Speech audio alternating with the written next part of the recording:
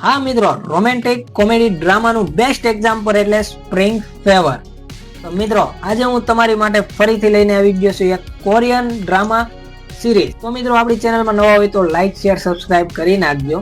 હવે આપણે વાત કરીએ સ્પ્રિંગ ફેવરની. તો કોરિયન રોમેન્ટિક ડ્રામા સિરીઝ એટલે સ્પ્રિંગ ફેવર, જે મિત્રો એક ટીચર અને સ્ટુડન્ટના અનોખા સંબંધ વચ્ચે આધારિત છે. આ ડ્રામામાં મિત્રો રોમાન્સ, રોમેન્ટિક અને ઘણી હાસ્યપ્રદ પરિસ્થિતિઓ જોવા મળે. હવે મિત્રો, આપણે પાત્રોની વાત કરીએ ને તો મુખ્ય પાત્રમાં હોય છે જય નામનો છોકરો, કે જેનામાં છે ને ખૂબ જ આત્મવિશ્વાસ ખૂબ જ હોય અને તેને મસ્તીખોર હોય છે દેવડો તે.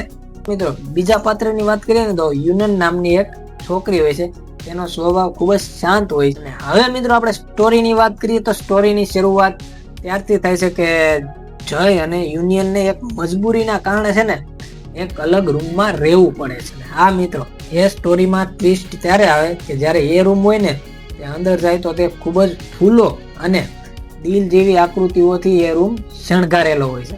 એટલે એ જોઈને યુનનને છે ને થોડુંક આમ અંદરથી અસહજ અનુભવાય. જોઈને યુનન છે ને આ પરિસ્થિતિથી દૂર રહેવા માંગે છે, પણ જય તેને છે ને આ પરિસ્થિતિમાંથી હળવાશ મેળવવા માટે તેને છે ને વર્કઆઉટ કરવાનો નિર્ણય. અને મિત્રો, વર્કઆઉટ કરતી વખતે બે વચ્ચે જે રોમેન્ટિક પળોનું જે નિર્માણ થાય છે તે તમને આ સિરીઝમાં જોવા મળશે. અને મિત્રો, વર્કઆઉટ વખતે છે ને એવી પરિસ્થિતિ ઊભી થાય છે કે બેના છે ને ચહેરા એકબીજાના નજીક આવી જાય છે. તે સીનમાં છે ને વાતાવરણ ખૂબ જ રોમેન્ટિક બની જાય છે અને એ વખતે જય છે ને યુનિયન ઉપર ખૂબ જ મજાક કરે છે અને યુનિયનને થોડુંક અસહજ અનુભવાય છે, એટલે તે થોડીક પાછળ હટી જાય. યુનિયનની જે હિચકિચાટ હોય ને તે જોઈને જય છે ને થોડોક ચીડાઈ જાય છે.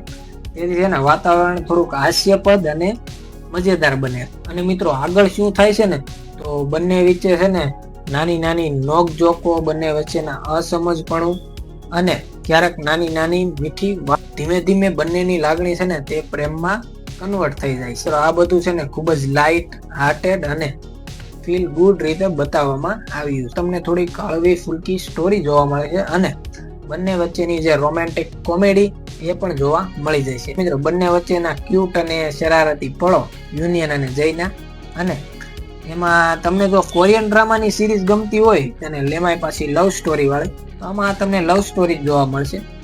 તો તમે આ મૂવી સિરીઝ જોઈ શકો. મિત્રો, મારા અંતિમ શબ્દોમાં તમને કહું ને તો સ્પ્રિંગ ફેવર એ એવો ડ્રામા સિરીઝ છે ને કે તમને હસાવે પણ છે અને ધીમે ધીમે તમારા દિલને સ્પર્શી જાય છે. જો તમે લવ સ્ટોરીના ફેન હોય તો તમે આ સ્ટોરી સિરીઝ જોઈ શકો છો. અને મિત્રો, મારો જો વિડીયો ગમ્યો હોય તો લાઈક, શેર, સબસ્ક્રાઇબ કરી નાખજો અને મિત્રો નવા વિડીયોમાં બાય.